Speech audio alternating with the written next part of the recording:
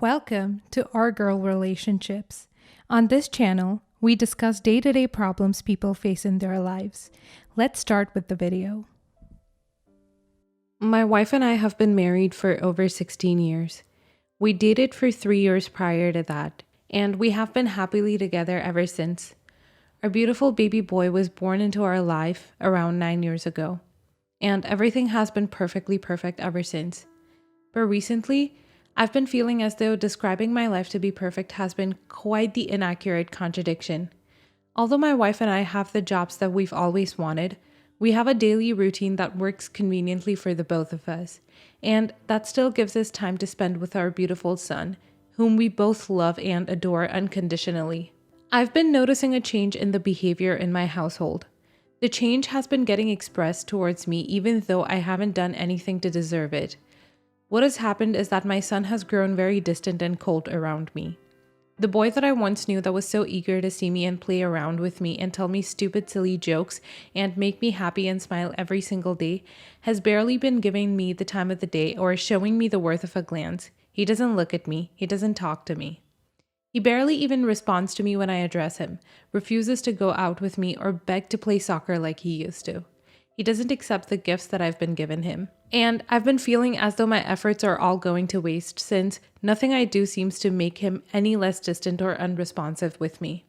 After I noticed this and talked to my wife about the recent changes, she informed me that nothing had changed that should make my son feel anything different towards me. I've been making active efforts to try and repair something that I didn't do. I've been apologizing consistently for the smallest of inconveniences. I've been taking him out and buying him toys and gifts to make up for whatever it may be that I did. And although it works temporarily, it hasn't fixed the root problem. Although I have talked to my son and tried to get him to tell me what's going on and tried to be strict with him or lean with him, nothing has been working, and I've been growing very frustrated with the matter. Recently, I went out to a bar with my friend on a random Tuesday night because I could no longer stand to be in a household that was once perfect, and that now no longer is because of something that is truly a mystery to me. My relationship with my family consists of my interactions with my son and my wife, as I'm barely in touch with anyone else. And my son has been rejecting me so aggressively and unexplainably. And that has influenced my mood and hence the way I behave around my wife. Basically, the events have somehow and unexplainably led to me feeling alone without a family in some sense of the word, or at least that's how I've been feeling. I really don't know how I'm going to fix this, but it's becoming the biggest problem in my life. Update. My fallout with my family has led me to flee being home and into a bar with my friend on a random Tuesday night, which is where the source of the solution for the problem begins in the first place. I was venting to him about how my son started rejecting me and we talked back and forth. We went over the cause maybe. Teenagehood is obviously not a possibility since my son is barely 9 years old.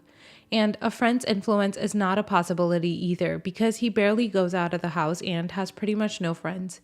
Not that we haven't tried to include him in social activities, but he flees them as soon as he can. So it's not because of social influences. And it's not because of hormonal changes either. It must be something that me or my wife directly did to cause the changes. My friend suggested that I try talking to my wife about it, and after I informed him that I did indeed talk to her, and she confirmed that there was nothing to be worried about or nothing that she could think of that could directly cause the change of attitude that my son has been showing towards me lately, my friend pointed out that there may be a possibility my wife could be lying to me. He said that these changes have been occurring for an undeniable reason.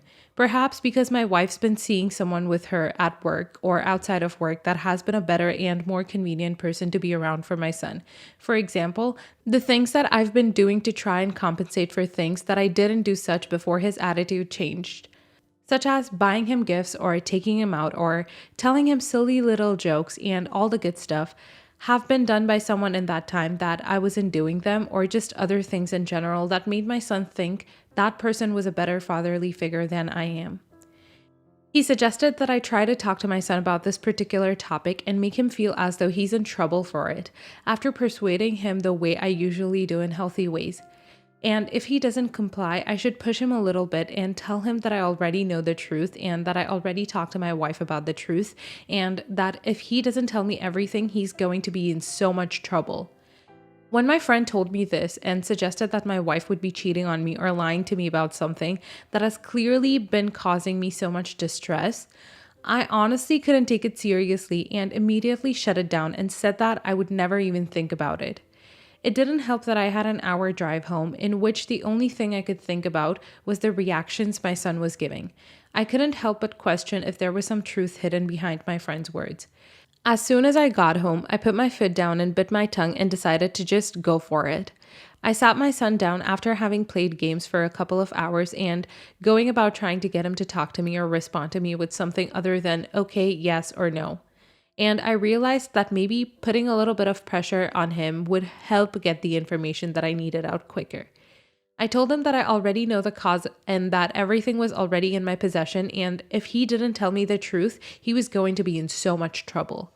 I would take away all of the gifts I'd given him and I would no longer speak to him, which was something he was already doing himself, but I thought maybe that will work. The son then told me. My son looked at me straight in the eyes with terrified, glazed eyes and told me, "My mom knows everything, you should go talk to her. It's not my fault that he gave me the toys, I shouldn't be the one." He went quiet for a moment and looked at me and saw how stern my gaze at him was. He saw that the curtains were up and that time for lying was over, and finally he looked at me with wide open eyes and terrified expression that nothing was his fault and he only liked him because my mom said to be nice. Then he told my son to stop talking to me or else. "I just went with my mom," he said. "I wasn't the one who wanted to stop talking to you." He spoke to me in a tone that correlated to the fact of me knowing what actually happened. I obviously didn't know anything beforehand. This was only the start of the story. Honestly, I couldn't stand myself for having pressured and manipulated my son to that point, but I did hug him and tell him that it was all right. And then I sprinted downstairs to speak to my wife and find out what actually happened and changed my son's behavior towards me. I spoke to my wife at the same time that I had spoken to my son, that I already knew everything and that my son had already told me everything that went down, and that made him change his attitude towards me, which also indicated strictly that my wife was cheating on me. I told her that I knew about the other guy and that she's been sneaking around behind my back. She looked puzzled and despaired for a moment and denied. And then she realized there was no escape out of this.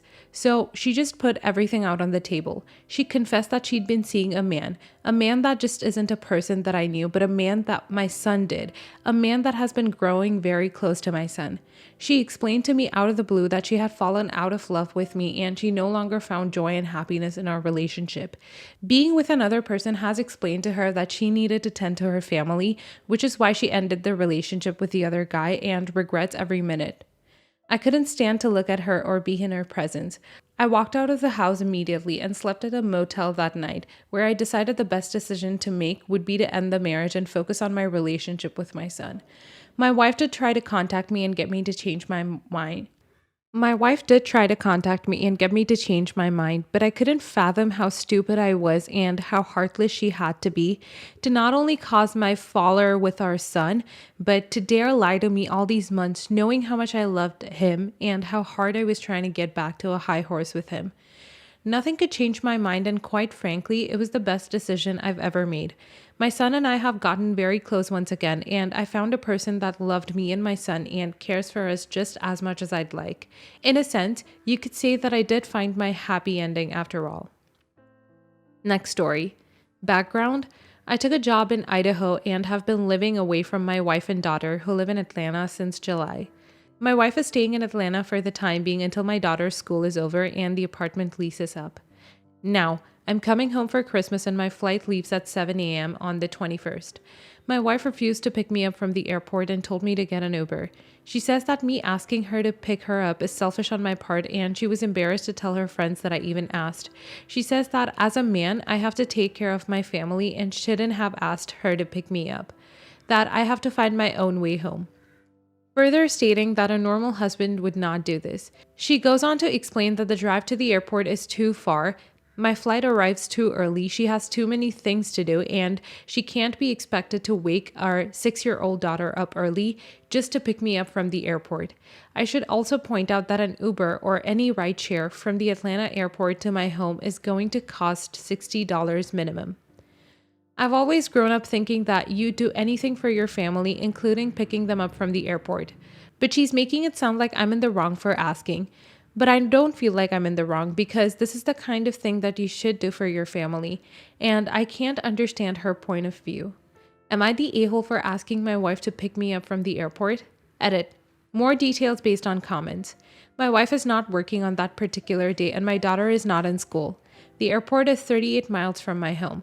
Also, this should have been mentioned earlier. She nor I are paying for my ticket. I had to borrow money from my father, so it's my Christmas present now to afford to go. Why? Because she didn't want to spend money on the ticket.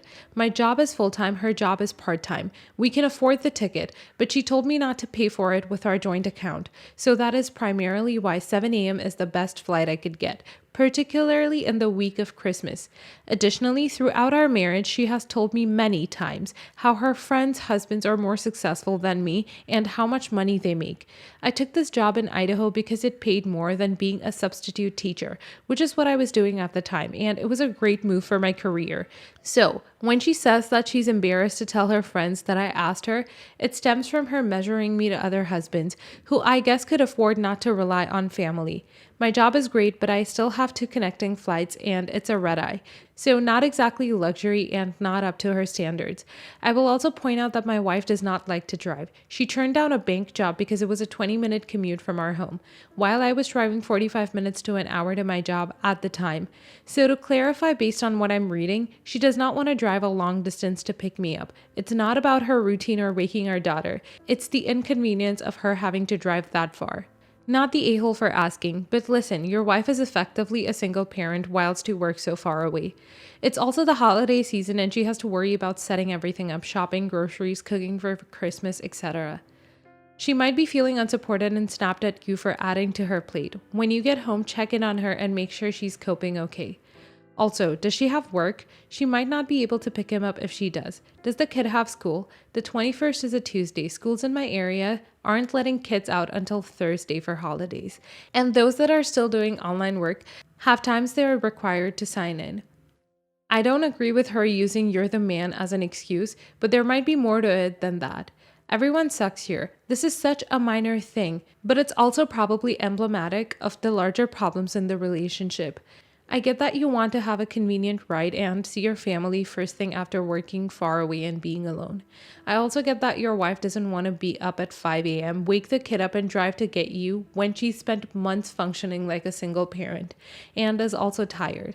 Neither of you is acting with much compassion or understanding for the other person here. No a-holes here.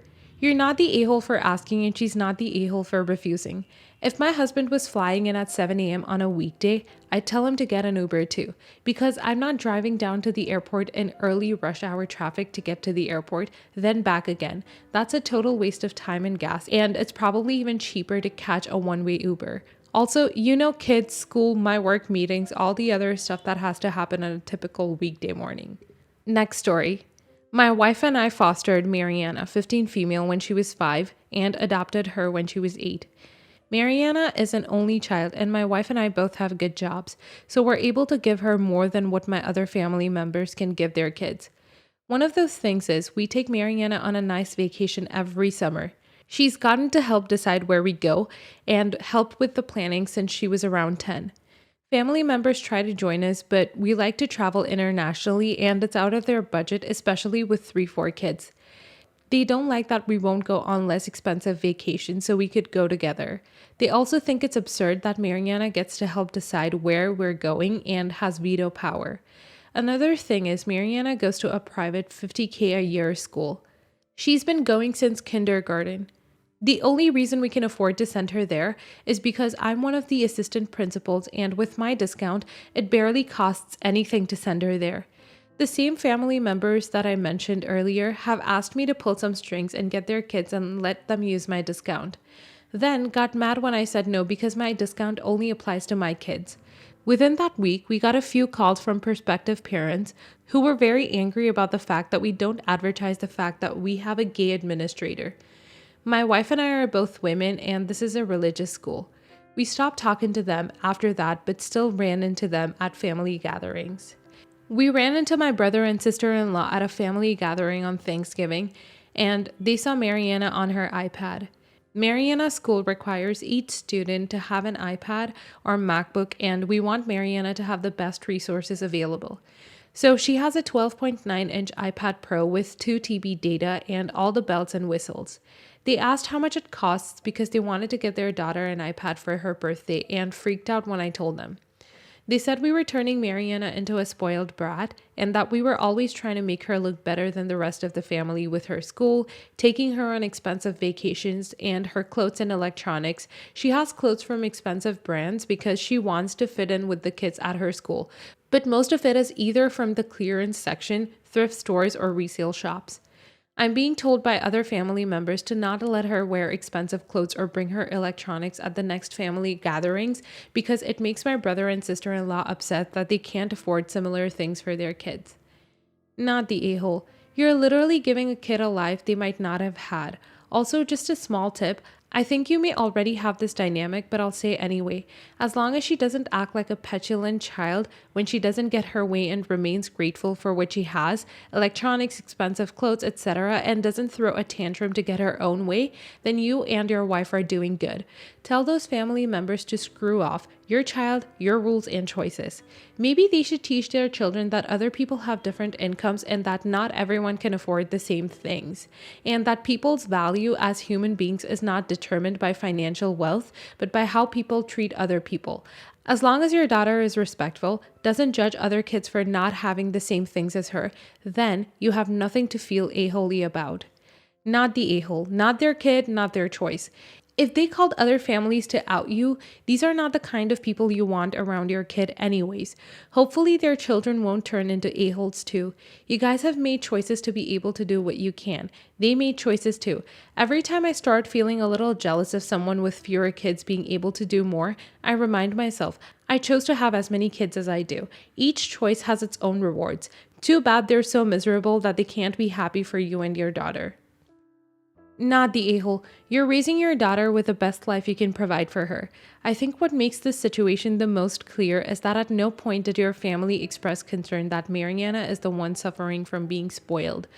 It's all about them and how they're jealous of your family's material success. If Mariana is happy, healthy, well-adjusted, and not entitled, nothing else matters. Also, was the implication there that your family members were so jealous of the private school that they reported you to homophobic families to specifically complain about you? Because F that.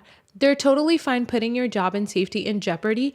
F 'em. Who cares what they think?